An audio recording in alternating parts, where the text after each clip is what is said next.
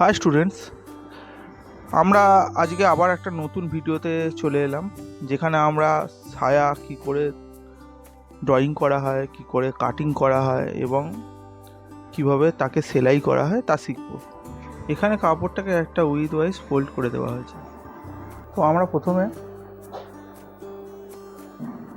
4 ইঞ্চি করে একটা দাগ কেটে নেব, যে দাগটা আমাদের দরকার হবে কোমরপট্টির জন্য, আর কোমরপট্টি করবার পরে যে বাঁচা কাপড়টা পরে থাকবে তা দড়ির জন্য। তো এটা আমরা 4 ইঞ্চি করে দাগ টেনে নিয়েছি। এবার আমরা এটাকে কেটে নিই।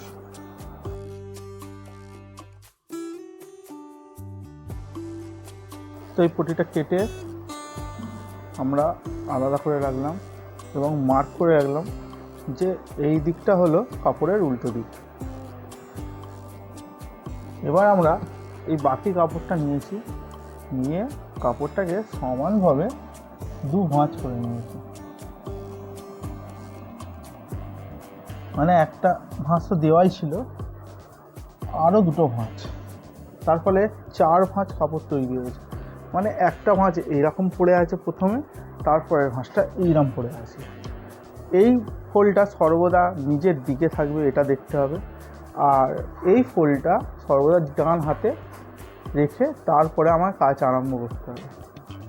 ভাঁজ করে নেবার পর এই দিক থেকে এবি 5.5 ইঞ্চি এবং এই দিক দিয়ে সিডি 5.5 ইঞ্চি, দুটো 5.5 ইঞ্চি করে দাগ কেটে নিয়ে এই দুটো দাগকে সমানভাবে লাইন টেনে দিতে হবে।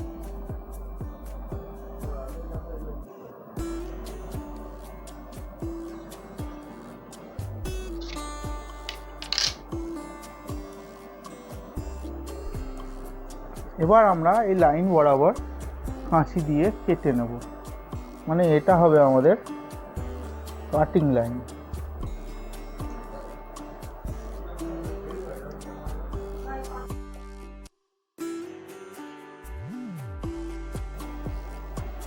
এই দুটো কাটবার পর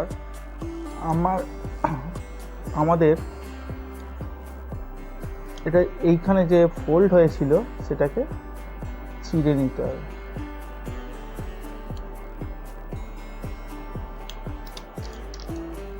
আর এই ফোল্ডটাকেও চিড়ে নিতে হবে।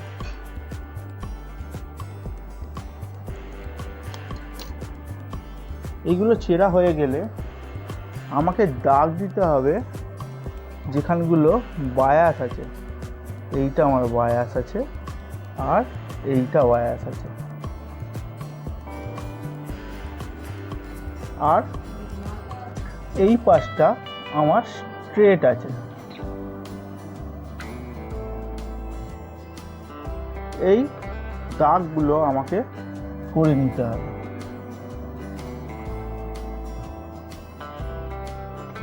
আরও আমার একটা প্রপার দাগ করতে হবে। সেই দাগটা হলো কাপড়ের উল্টো সোজার দাগ। যেমন এই কাপড়টার এইটা হলো উল্টো দিক, আর তার অপর দিকটা হলো উল্টো দিক। কাপড়ের সর্বদা কাপড় যখন মুখোমুখি থাকে সেটা আমরা সোজা দিক হিসাবে ধরি, আর কাপড়ের অপর সাইডটা আমরা উল্টো ধরে কাজ করি। তো এই রকম কাপড়টা আমি করে নিয়েছি, দাগ করে নিয়েছি। আমাদের বুঝতে হবে যে আমরা যখন জয়েন্ট করব তখন সর্বদা বায়াস দিকটাকে জয়েন্ট করব। মানে আমরা যখন এইটাও জয়েন্ট করব তখন বায়াস দিকটাকে জয়েন্ট করব, যখন ওই ছোটো পার্টটা জয়েন্ট করব তখনও আমরা সেটাকে সেম বায়াস দিকে জয়েন্ট করব। তো বায়াসগুলো আমাদের লেখা থাক, বায়াস ব্র্যাকেটে এটা জয়েন্ট, বায়াস ব্র্যাকেটে এটা জয়েন্ট। এই পাশটাও লেখা থাক বায়াস আর জয়েন্ট, এখানে লেখা আছে বায়াস। যেমন এইটা করলাম ঠিক তেমনভাবেই আমাদের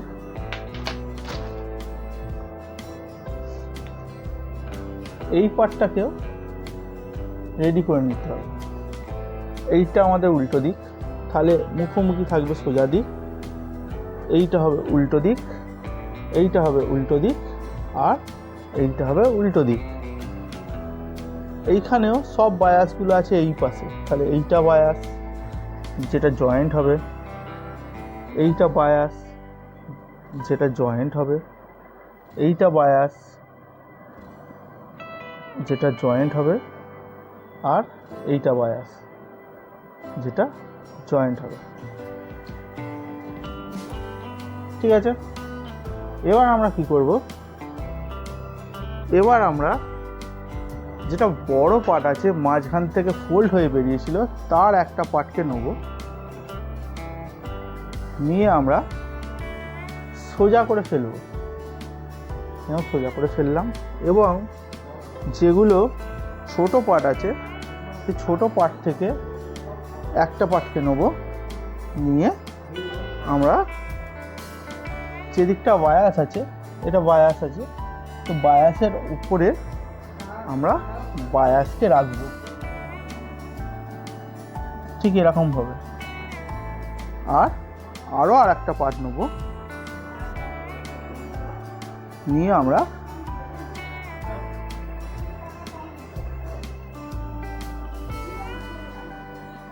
এরকমভাবে বায়াসের উপর রাখবো। দেখা যাক, যেমন এখানে লেখা আছে বায়াস জয়েন্ট, তেমন এখানেও আমি পাচ্ছি বায়াস জয়েন্ট, এই দিকেও পাচ্ছি বায়াস জয়েন্ট, এই দিকেও পাচ্ছি বায়াস জয়েন্ট।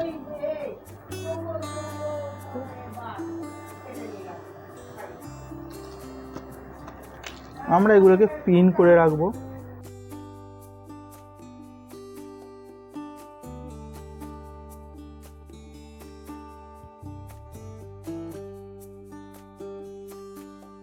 তো সেম এইভাবে আমাদের আরও আর একটা যে পার্ট আছে সেই পার্টটাকেও করে নিতে হবে। আমরা কিভাবে কাটবো, কিভাবে পিন লাগাবো তার বিশদ বিবরণ এই ভিডিওতে দেওয়া রইল। এরপরে সেলাইয়ের ভিডিওটি তোমরা নেক্সট পার্টে দেখতে পাবে।